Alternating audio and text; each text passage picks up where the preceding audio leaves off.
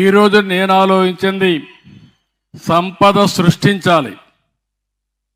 ఆ సంపద సృష్టించడం ఎంత ముఖ్యమో పేదరిక నిర్మూలన కూడా అంతే ముఖ్యం. నేను అందుకే ఒక కార్యక్రమం పెట్టుకున్నాను, జీరో పావర్టీ అన్నాను. ఈరోజు ఎలా మందికి వస్తాం?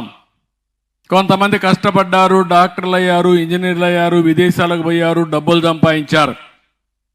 కొంతమంది ఇలాంటి అభాగ్యులు ఉన్నారు, ఇప్పటికి కూడా పేదరికంలో ఉన్నారు, ఇల్లు లేకుండా ఉన్నారు, పూట గడవని పరిస్థితుంది, కష్టాల్లో ఉన్నారు. అందుకే అలాంటి వారికి మనందరం అండగా ఉండడం మన బాధ్యత.